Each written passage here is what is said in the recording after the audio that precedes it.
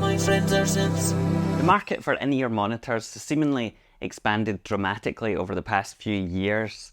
Whilst they were once only really an option for the wealthy, there's now a whole host of different brands out there offering various types of IEMs at different price points and also levels of quality. Today I'm going to be taking a look at a selection of 3 IEMs that have been released over the past few months and which I have been sent to test out. I should say up front that this is going to be a very subjective review based on my experience as a musician and music lover, as it were. I'm not an audiophile really. I'm not going to go into a whole load of depth with frequency charts and all that kind of thing. So if that's what you're after, be forewarned, you're not going to find it here. Now, if you're not familiar with the concept of in-ear monitors already, they're effectively a specific type of earphone which have got particular shared characteristics between them. As the name suggests, the primary purpose of IEMs was originally to allow musicians to hear themselves better, especially whilst they were playing live, in what is a relatively non-intrusive manner. So it's not big over-ear headphones, it can be kind of discreetly hidden around the side, in theory anyway. As a result of this, some of the common features that you'll find with IEMs are higher audio quality, a nozzle that sits in the ear canal rather than outside it like you would get with an earbud, some kind of replaceable tip to make things more comfortable and help with noise isolation, which are often made of silicone or memory foam or something like that, and finally an interchangeable cable that is secured around your ear in some sort of fashion, usually with kind of plasticky hooks that keep it in place. IEMs have traditionally been particularly popular with vocalists. If you've ever graced the stage of a dirty music venue, then you'll know how difficult it can be to hear yourself, and that is especially the case for the singers amongst us.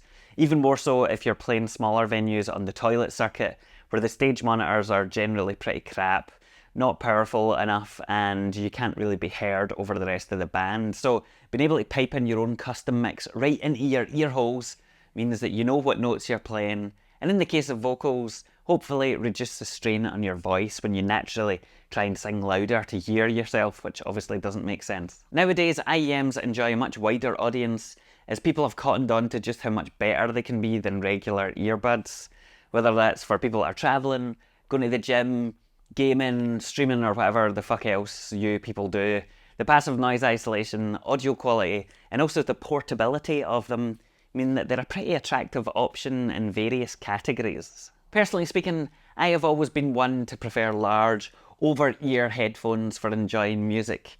There's something especially comforting in that setup for me. However, as I've gotten deeper into the world of IEMs, I have to say that stance has begun to shift a wee bit, because there's lots of scenarios where they are simply more practical, and now you can find plenty out there that actually sound really good for not that much money. So let's have a look and see what some of the options are like today. All of the ones that I'm going to be looking at are relatively affordable in that they sit at the kind of $100-ish US mark. So they're not the dirt cheap crappy ones that you can find everywhere for like 10-15 quid, the throwaway pairs, but at the same time, none of them are outrageously expensive either. I should note that when I've been testing these, I've been using a combination of my crappy Android phone, my MacBook Pro, and also the Simgot DE4WX, which is a tiny wee USB DAC that Simgot have come out with, I guess I should say, fairly recently as well. Now, the best results I got were in reverse chronological order for what it's worth. So the DAC was the best, then the MacBook, and then the phone. And in particular, the DAC seemed to actually significantly improve the audio from my Android specifically, which was otherwise pretty crap. So you can just plug it into the USB port and go, which is pretty cool, actually.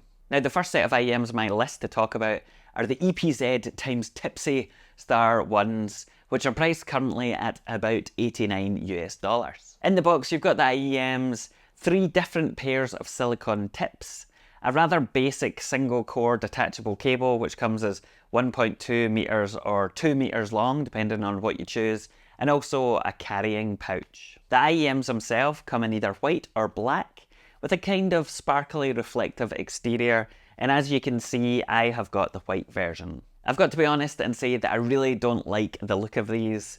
They are very much not my style at all, and the generic font choice doesn't really help things. It's given kind of 90s Microsoft Office vibes. Either way, they are very lightweight, which in some contexts can be a good thing. Unfortunately, they also feel very plasticky, so the combination of design and build quality makes them seem and feel pretty cheap, actually, which is a bit of a shame. Now, when it comes to sound, things are a bit better. Despite their looks, they are actually alright. It took a wee bit for me to find the sweet spot where they could sit in my ears, but once I got them settled in, they had more bass response than I expected them to, and they were fairly nicely balanced, albeit lacking a wee bit of detail. These have got a 10mm single dynamic driver inside of them, and they're pretty easy to drive, so you don't need a lot of juice. You're not going to need some expensive DAC or anything like that in order to power them. That's because they've got a surprisingly high impedance, I guess I should say, at 64 ohms, but they've also got a relatively high sensitivity of 112 decibels, I think it is. Whilst they sound reasonably good, I found that if I moved my head about, they would lose their seal in my ears and the bass would drop out as a result.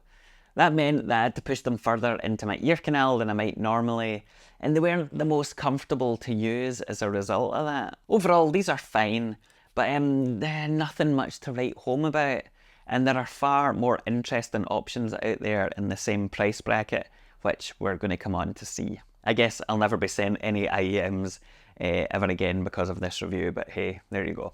One of the other options worth talking about in particular is the EA500LM. These come from Simgot and are an upgrade on the earlier EA500s, which I've done a video on previously. The LM stands for lithium magnesium, which is what the diaphragm is made out of, apparently. I don't really understand the technical parts of that, and it doesn't really matter ultimately. What matters is how they are in practice.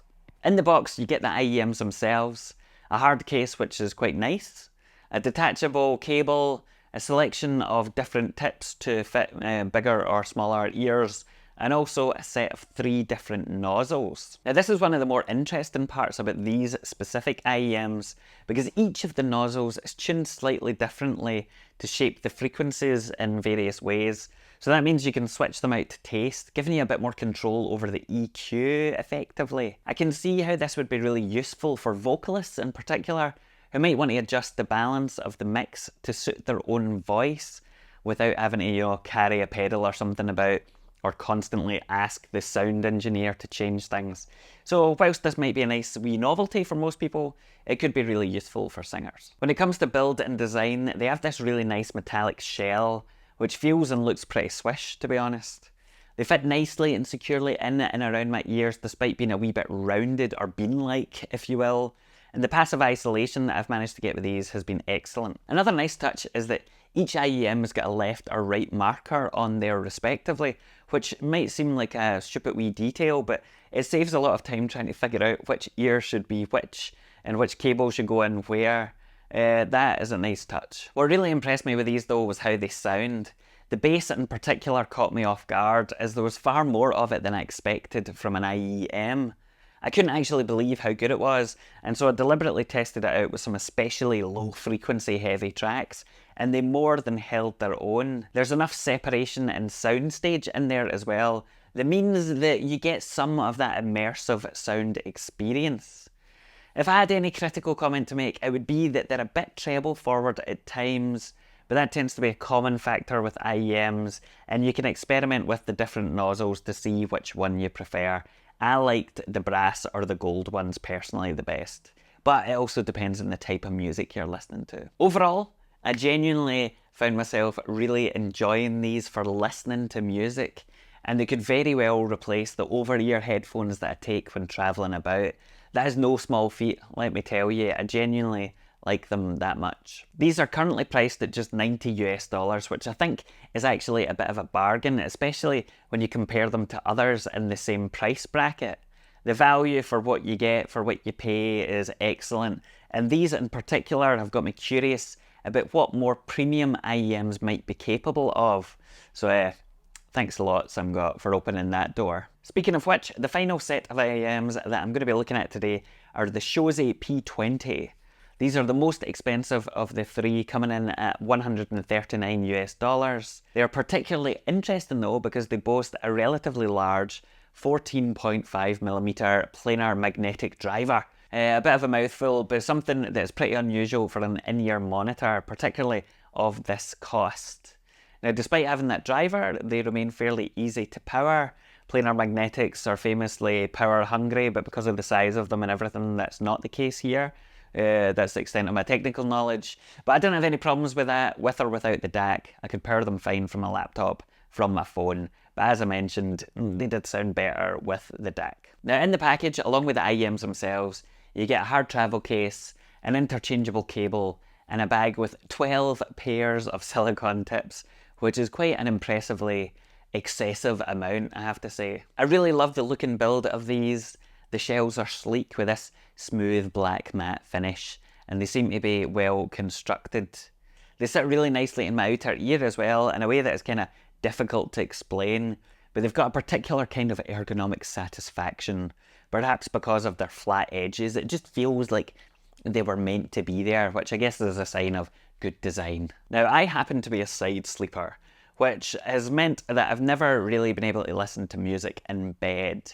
However, because these sit kind of flat or flush with my outer ear, it has allowed me to do that for the first time, which has been something of a revelation. Sound-wise, I found the P20s to be fairly balanced. However, it did seem like there was a lack of depth and intimacy, as if at times I was listening to the music at something of a distance. I probably lack the necessary vocabulary to explain things adequately for an audiophile here, but they were a tad flat. Now, there was definitely more bass in these than I've experienced from some other IEMs, but it wasn't as substantial as I expected it to be, particularly in comparison to the EA 500 LMs. I can't quite tell why. Perhaps there's a bit of punch missing in the lower mids or something like that, but listening to the two side by side, there was a clear difference. With that said, vocals sounded particularly pleasing for me with the Shozy P20s, and they've got a real warmth to them, especially in what seemed like the upper mid-range, which suggests to me that these would be especially good for singers, or people who enjoy listening to more laid-back, mid-heavy music, or maybe even podcasts or something like that. I happen to be more of a bass head or a rock person, which I'm sure will come as a shock. However, when I did switch to something a bit more ambient on occasion, these performed much better. The one thing that I feel lets these down though is the cable that comes included in the package. I'm sure that technically speaking it's a perfectly adequate accessory, right? But it's pretty thin and also quite short lengthwise. I can see how that might be desirable for an IEM where you don't want lots of extra cable flapping about whilst you play, but it's definitely on the stingy side. If you happen to have a particularly long torso, or you want to put your transmitter pack in a deep pocket or something like that, even as an IEM, then you could be in trouble with the length. The biggest complaint that I have about these though is the over-ear hooks. These simply aren't strong enough to secure the thin cable around your ear effectively, and as a result, every time I moved around, I could feel it coming up and over my ear, requiring a readjustment. Now that wasn't a problem in bed when I was lying down, but it's actually pretty annoying and would be even more so if I was on stage trying to play guitar or something like that. You need it to be secured properly if you're going to rely on these as an IEM. You can of course switch out the cable to one that better suits your tastes and particularities, but that would come at an added expense. It's a shame really because the cable makes them seem cheaper or lower quality than they actually are. Overall, these are still pretty good IEMs for the price, don't get me wrong. They fit nicely, are well built, and they're pretty discreetly designed. Most importantly though, they do sound decent and handle vocals very nicely indeed, and for that reason, they could be well suited for singers. You'll probably just need to invest in a better cable. As I mentioned, personally, I've been using these at night over the past few weeks because I can easily fall asleep with them in, something that I've never really experienced before, at least not with any other headphones, and that's a big plus, so I like them. To sum up, the clear winner for me today out of the 3 pairs of IEMs that I have tried from this batch was the Simgot EA 500 LM.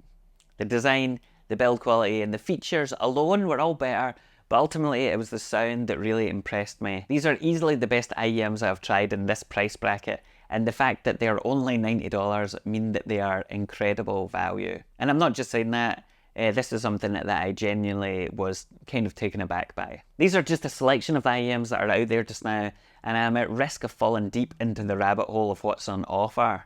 If you're curious, there's a whole pile more of interesting ones available from places like Linsol, so go take a look at their site if you're curious. If there's any specific ones that you think I should have a look at, please let me know, and maybe I'll be able to get a hold of some of them to test out. And that's it for today. Thanks for watching. Guten Abend.